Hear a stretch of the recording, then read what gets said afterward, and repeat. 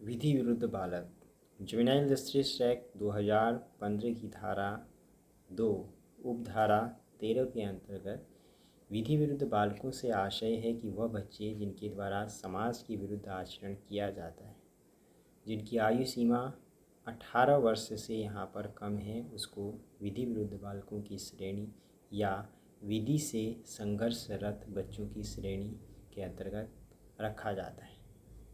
आमतौर पर अगर हम देखेंगे कि प्रत्येक व्यक्ति या प्रत्येक मानव धरातल पर जब जन्म लेता है तो उसके पीछे एक यह धारणा विद्यमान होती है कि आने वाले कल में वह एक समाज का सभ्य यहाँ पर नागरिक बनेगा।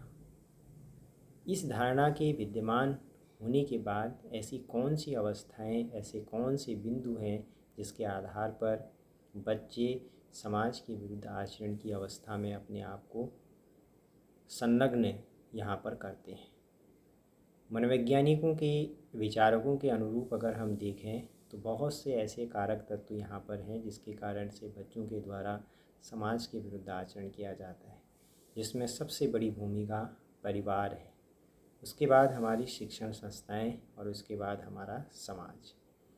ये ऐसे तीन यहाँ पर घटक हैं जहाँ से बच्चे अपने आप को एक नई दिशा यहाँ पर प्रदान कर सकते हैं और यहीं से बच्चे अपने आप को समाज में विचलन की अवस्था में भी अपने आप को यहाँ पर डाल सकते हैं।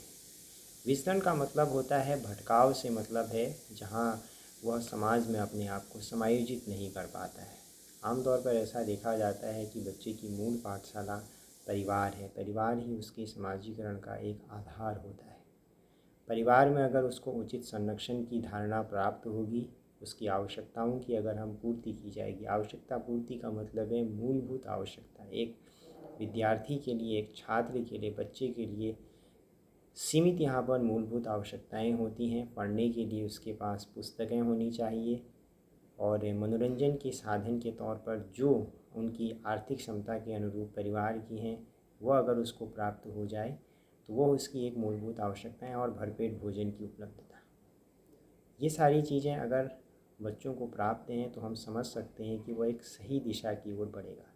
लेकिन आज के इस वर्तमान आधुनिक दौर में अगर हम देखेंगे तो हमारे जो वैचारिक संप्रेषण के साधन हैं, चाहे वो टेलीविज़न की हम बात करें, चाहे प्रिंट मीडिया की बात करें, उसमें जो घटनाएं घटती हैं अपराध पर आधारित, उनको इस तरीके से यहाँ पर दिखाया जाता है कि एक बाल मन पर नकारात्मक प्रभाव पड़ता है, बच्चे उससे प्रभावित भी हो जाते हैं। कभी कभी घटनाक्रमों को इस रूप में दिखाया जाता है कि किस तरीके से उनके द्वारा या समाज में कृत्य किया जाता है यह कार्य, और उसका प्रभावशीलता के परिणाम जो होते हैं वह घातक होते हैं जब बच्चों को वो जानकारी यहाँ पर प्राप्त होती है और वो प्रभावित होते हैं। तो ये भी एक सबसे बड़ा कारक तत्व है जिसके आधार पर बच्चे भटकाव से अपने आप को पृथक नहीं रख पाते हैं और वह आकर्षित होते हैं कि आखिर क्या एक प्रवृत्ति है इस स्थिति में।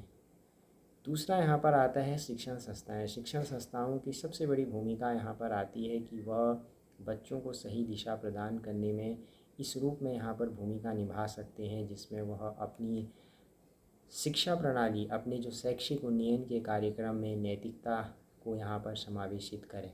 जब नैतिकता का यहाँ पर समावेश होगा तो उसके बाद माध्यम से बच्चों को सही और गलत का यहाँ पर बोध होगा। सही और गलत के बोध होने के साथ वह इस बात के लिए यहाँ पर परिचित होंगे कि हमें क्या कृत्य करना चाहिए। गांधी जी का दर्शन भी इसमें अपने आप में एक बहुत बड़ी भूमिका निभाता है। शिक्षण संस्थाओं की भूमिका है कि उनको अस्तेय और अपरिग्रह से यहाँ पर परिचित कराया जाए। जितनी आवश्यकता है उतना ही वह जीवन में किसी भी वस्तु सामग्री को यहाँ पर धारण करें, इसका बोध अगर होगा। अपरिग्रह से इसका यहाँ पर जुड़ाव। अस्तेय में मतलब है कि अपने आप को चोरी से यहाँ पर पृथक रखना। चोरी का मतलब ये नहीं है, चोरी का यहाँ पर आशय है आंशिक विद्यालयीय दौर में या पढ़ने के दौरान में बच्चे अज्ञानतावश किसी भी सामग्री को, चाहे वह पेंसिल हो, रबड़ हो, वह बिना बताए अपने साथी को घर ले जा लेते हैं।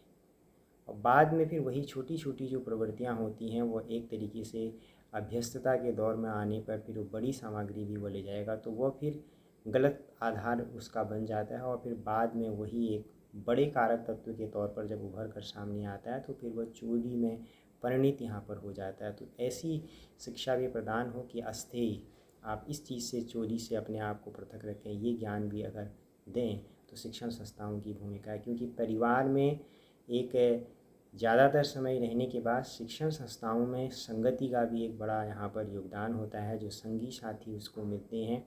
क्योंकि ऐसा अक्सर देखा जाता है कि जो समाज के विरुद्ध आचरण बच्चे करते हैं तो उसमें संगति का अपना एक बड़ा योगदान है और उस प्रवृत्ति से दूर रखने में शिक्षण संस्थाओं की भूमिका अपने आप में मायने रखती। संगति ही जीवन को दिशा भी प्रदान कर सकती है और जीवन को दिशाहीन भी यहाँ पर बना सकती है।